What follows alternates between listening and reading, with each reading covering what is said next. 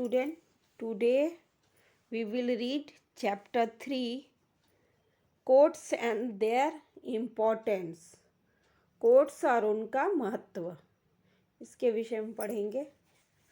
पढ़ने से पहले हम ये एक स्टोरी पढ़ेंगे और इसका आंसर आपको खुद देना पड़ेगा. तो चलिए स्टोरी पहले पढ़ते हैं. There was once a king who lived in a grand palace. एक बार एक राजा था जो एक बहुत बड़े महल में रहता था. There was a river at a distance. वहाँ पे there was a river at a distance where the village washerman would wash clothes daily. महल के पास ही थोड़ी दूर पर एक नदी थी जहाँ गांव का धोबी जो है रोज कपड़ा धोता था. One day the washerman and his wife were washing clothes till late and it grew dark while they were returning home. एक दिन धोबी और उसकी पत्नी जब देर तक कपड़ा धोते रहे और रात हो गया, अंधेरा हो गया जब वो लौटने को हुए. Suddenly a bullet came from the direction of the palace which hit the washerman, killing him on the spot.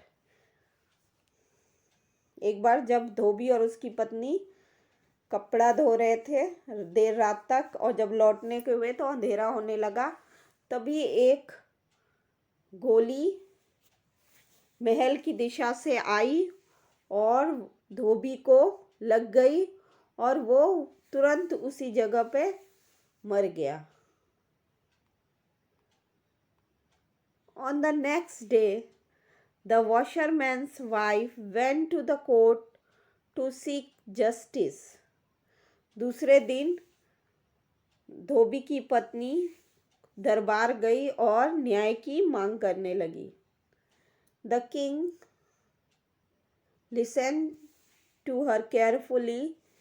She said the bullet came from the direction of the palace only.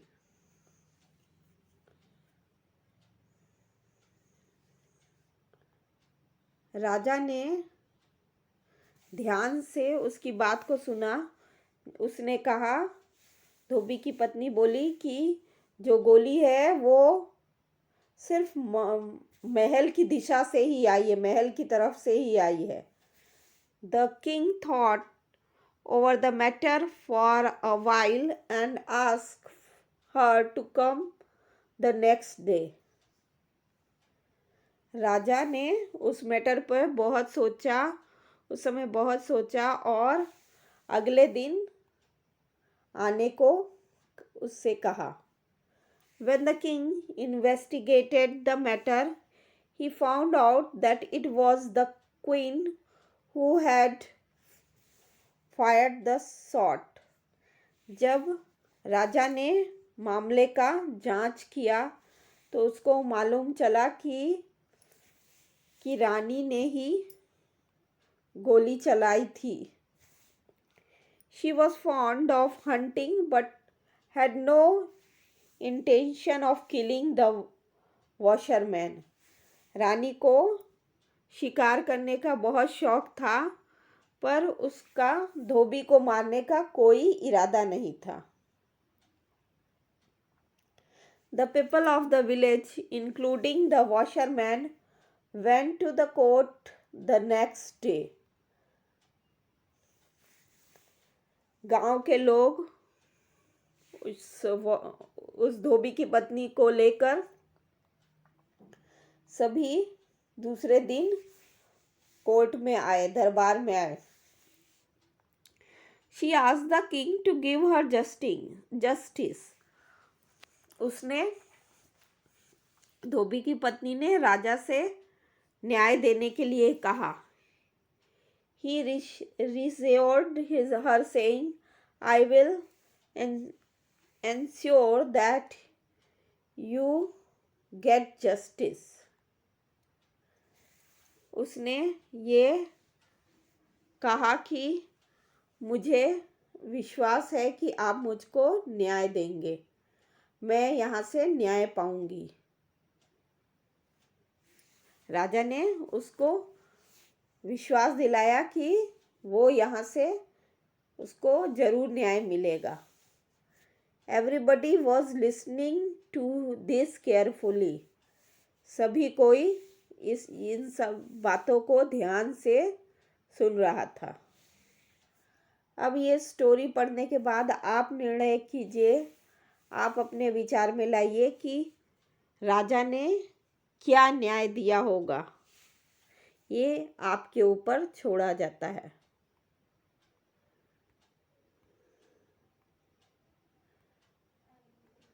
Read and understand. Our country is a democratic country. हमारा देश जो है वो लोकतांत्रिक देश है। The judiciary of our country is independent and unbiased. हमारा जो देश है, देश का जो न्यायपालिका है वो स्वतंत्र है और एक तरफा नहीं है। सबके लिए है वो न्याय हमारे देश का। Those who do not abide by the law are considered as criminals. वो लोग जो कानून को नहीं मानते हैं उनको क्रिमिनल माना जाता है। Such criminal deprive people of their rights. ऐसे ही क्रिमिनल लोगों को उनके अधिकारों से वंचित करते हैं। Our country has the benefit of the judiciary at all level. हमारे देश में न्याय के सभी स्तरों पे न्याय का लाभ मिलता है, न्याय पाने का अधिकार होता है। There are 3 levels of courts: taluka, district and state level. हमारे वहाँ कोर्ट के 3 लेवल है, 3 स्तर हैं: तालुका, डिस्ट्रिक्ट और state level. These courts are known as taluka court, district court and high court. ये जो कोर्ट हैं वो तालुका कोर्ट, डिस्ट्रिक्ट कोर्ट्स और हाई कोर्ट्स के नाम से जाने जाते हैं। Judgment are passed on civil and criminal cases. Civil और क्रिमिनल केसेस पर न्याय दिया जाता है। For the judiciary to function quickly and inexpensively, लोक अदालत have been put into practice. न्याय जल्दी सा न्याय देने और महंगा ना हो जाए, ज़्यादा महंगा ना पड़े, इसके लिए लोक अदालत की भी स्थापना की गई। लोक अदालत को भी कार्यान्वित किया गया न्याय देने के लिए, जिससे न्याय जल्दी मिले लोगों को और महंगा ना हो। तो सबसे हाई कोर्ट, फिर डिस्ट्रिक्ट कोर्ट और तालुका कोर्ट के ये 3 लेवल है। Thank you children.